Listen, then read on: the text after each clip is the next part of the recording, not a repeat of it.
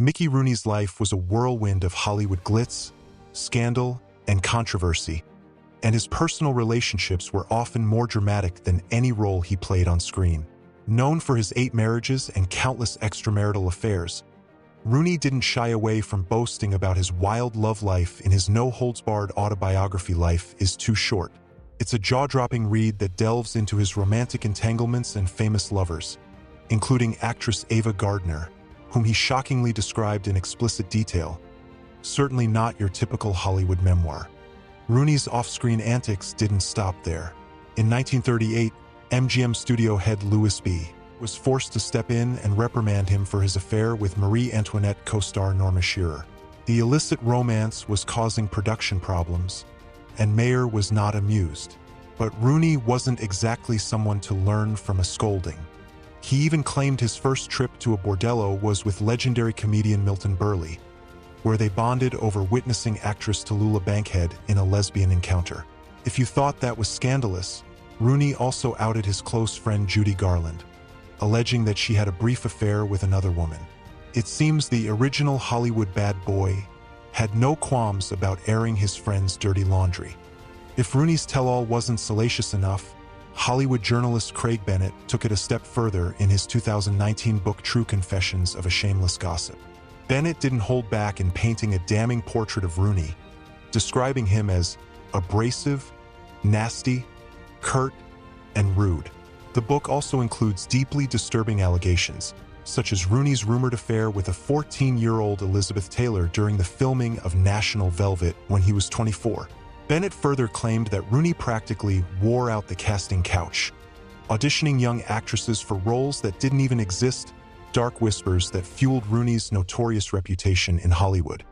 Yet, for all the shocking tales and accusations, it's widely believed that exaggerated many of his claims.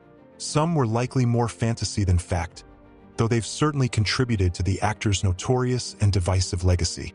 Whether Hollywood's biggest jerk or merely a man who lived too much in his own stories, Mickey Rooney left behind a legacy that still makes headlines to this day.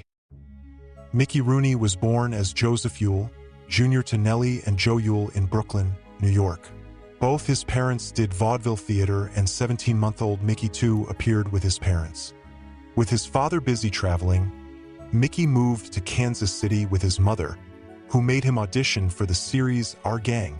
However, Mickey did not get the role. When he was 3 years old, his parents got divorced. He began doing cameos in films and enrolled at Hollywood Professional School, where many other future film stars, such as Joseph A. Mickey Rooney's Hollywood story began with a bang. In 1924, his parents split, and by age 5, little Mickey and his mom packed up for the glittering hills of Hollywood. By 6, he was already on screen in Not to Be Trusted, a title that might have been an inside joke, considering the mischief this kid would stir up in the industry. Fast forward to the early 30s, and Rooney was landing small roles alongside Hollywood heavyweights like Clark Gable and John Wayne. Not too shabby for a kid still trying to finish school. Rooney's big break came when his mom spotted an ad for a child actor to play Mickey Maguire in a series of short films. He landed the gig and starred in 78 of them over the next 9 years. He practically became Mickey, and Hollywood couldn't get enough of his scrappy, boyish charm. During this time, Rooney briefly voiced Oswald the Lucky Rabbit, a character that would later morph into, you guessed it, Mickey Mouse. Talk about a historic connection. At just 14, he blew audiences away with his magical performance as Puck in A Midsummer Night's Dream, 1935, proving that he was much more than a child star. He was a natural-born showstopper. In 1937, MGM cast Rooney as Andy Hardy in what was supposed to be a throwaway B-movie called A Family Affair. Surprise! The film was a massive hit, and Rooney became the face of the wholesome, small-town American teen. Audiences loved him so much that MGM churned out 13 more Andy Hardy films, with Rooney shining as the hyperactive, girl-crazy son everyone adored. Behind the scenes, though, Rooney was just as wild as his character. Even MGM boss Louis B. Mayer had to step in, reminding him, "You're Andy Hardy. You're the United States. Talk about pressure to behave." Then came the dynamic duo, Mickey Rooney and Judy Garland.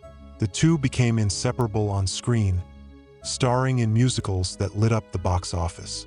Their chemistry was electric, and Rooney would later describe their relationship as more than a love affair, a deep, lifelong bond that went beyond romance. Together, they became Hollywood gold. Rooney's dramatic chops came front and center in Boys Town, 1938, opposite Spencer Tracy. He played a tough kid with a heart, earning a special Juvenile Academy Award. By 1939, Rooney wasn't just popular, he was the biggest box office star, outselling Clark Gable and Errol Flynn. Despite being called a brat by some, Rooney's undeniable talent kept him on top. Clarence Brown, one of his directors, even said, "Mickey was the closest thing to a genius." Whether he was doing musicals, dramas, or comedy, Rooney wasn't just working, he was thriving. From child star to Hollywood's #1 actor, Mickey Rooney's career was anything but ordinary. And let's be honest, we wouldn't want it any other way. In June 1944, Mickey Rooney was drafted into the U.S. Army, where he spent over 21 months entertaining troops during World War II. He toured with Special Services Jeep shows across America and Europe, even becoming a radio personality on the American Forces Network. His efforts earned him a Bronze Star, along with a handful of other military honors. Now, not every actor can boast about entertaining soldiers while bombs were dropping. Unfortunately, after the war, Rooney's career hit a rough patch.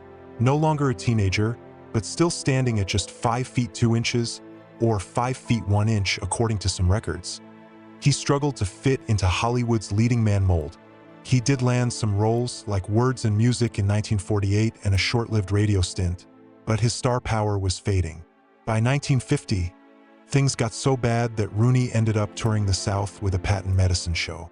Yes, really, a medicine show. Despite his ups and downs, Rooney kept pushing forward.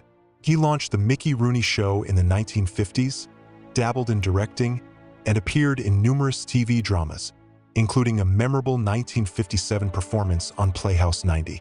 He even won an honorary PhD for his contributions to the arts in 1956. Not bad for a guy who once had to hustle selling dubious tonics.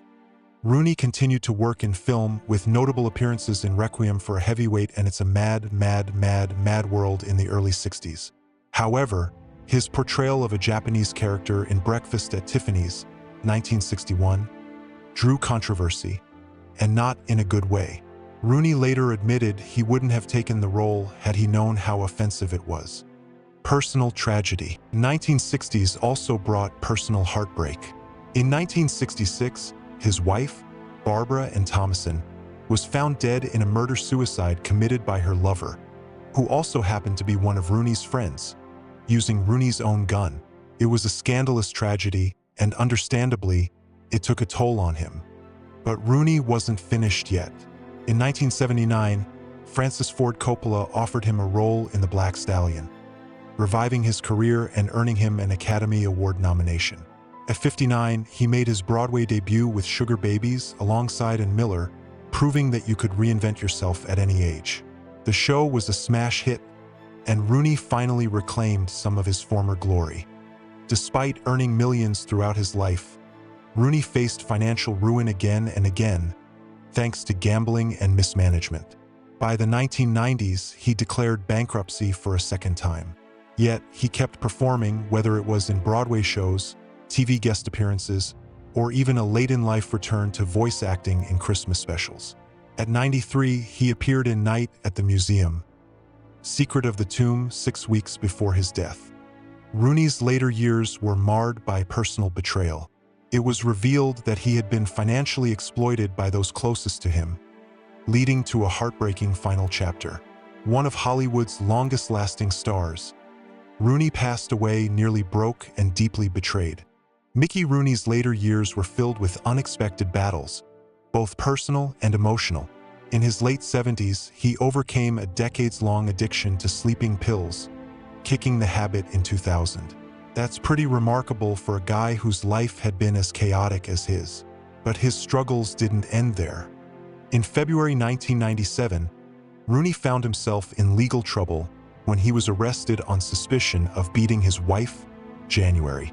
However, the charges were dropped due to a lack of evidence.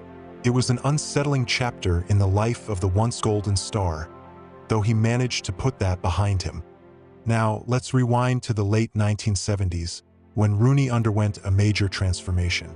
He became a born-again Christian, finding inspiration in televangelist Pat Robertson. Imagine the Hollywood rebel, once known for his wild ways, suddenly becoming a devout man of faith. This spiritual shift marked a turning point in Rooney's life, yet the peace he may have sought in his faith was elusive. Fast forward to 2011, and his life took another dramatic turn. Rooney was granted a temporary restraining order against his stepson Christopher Aber and Aber's wife, Christina. Rooney, who had spent his life entertaining millions, was now claiming he had been a victim of elder abuse. Not exactly the happy ever after Hollywood tends to write. The restraining order kept the Abers at least 100 yards away from Rooney and his other stepson Mark and Mark's wife. Then, in March of that same year, Rooney did something few would expect. He testified before a U.S. Senate committee, courageously speaking out about the abuse he said he had endured at the hands of his family. A man who had once been Hollywood's golden boy now found himself in front of lawmakers, shining a spotlight on the often overlooked issue of elder abuse. It was a heart-wrenching moment that reminded everyone how vulnerable even the biggest stars can become. By the end of 2011, the court stepped in and placed all of Rooney's finances under the control of a conservator, despite acknowledging that Rooney was completely competent. It's hard to believe that someone who had once earned millions could lose control over his own money in his final years. Mickey Rooney had sex with a 14-year-old Elizabeth Taylor. One of the actor's many ex-wives told her friend who passed the claim along to authors of the bio, The Life and Times of Mickey Rooney. Pam McLenithan, a friend and caregiver to Betty Jane Reyes, told book authors Richard Lertzman and Williams Burns about the incident, reported the New York Post. Mickey Rooney's love life was as much a roller coaster as his Hollywood career. He was married 8 times, with 6 of those marriages ending in divorce, earning him quite the reputation as the punchline for comedians in the 1960s and 1970s. It seemed like no one could keep up with his whirlwind romances, not even Rooney himself. His first marriage, in 1942, was to none other than a young Ava Gardner. At the time, she was still an unknown starlet, but their union was short-lived, ending just a year later, partly due to rumors of Rooney's infidelity. Next up, while stationed in Alabama during World War II in 1944, he met and married Betty Jane Phillips, who later became a singer under the stage name B.J. Baker. They had 2 sons together, but their love story fizzled out once Rooney returned from Europe at the war's end. Rooney's third marriage, in 1949, was to actress Martha Vickers, with whom he had a son. But, like his previous marriages, this one also ended in divorce just 2 years later. The next bride down the aisle was actress Elaine Menken, in 1952, but their union lasted only until 1958. The most tragic chapter in Rooney's love life came with his 5th wife, Barbara Ann Thomason, who was also known by her stage name Carolyn Mitchell. Married in 1958, their relationship ended in heartbreak when Barbara was murdered by actor and stuntman Milos Milos in 1966. The two had been having an affair while Rooney was away, and police believed Milos killed Barbara when she tried to end the relationship before turning the gun on himself. This scandalous and devastating tragedy left a mark on Rooney's life that was hard to shake. Amazingly, Rooney remarried shortly after Barbara's death, to her best friend, no less. But his 6th marriage to Marge Lane was almost comically short, lasting just 100 days. Next, he married Carolyn Hockett in 1969, a union that lasted until 1975. Finally, in 1978, Rooney married Jan Chamberlain, his 8th and final wife.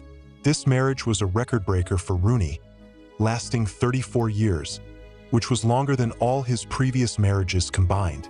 Although they separated in 2012, they remained married until Rooney's death in 2014.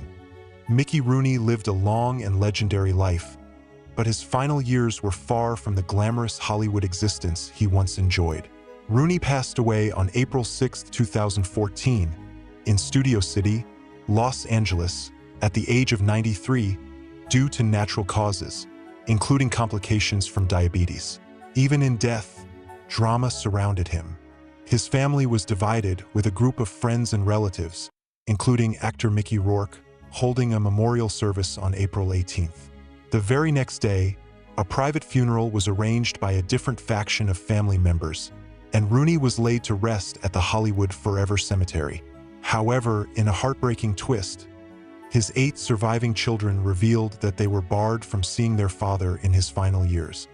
At the time of his death, Vanity Fair described Rooney as the original Hollywood train wreck, a reflection of both his meteoric rise to fame and the personal turmoil that followed him throughout his life. Though he earned millions during his lengthy career, financial mismanagement plagued him for years.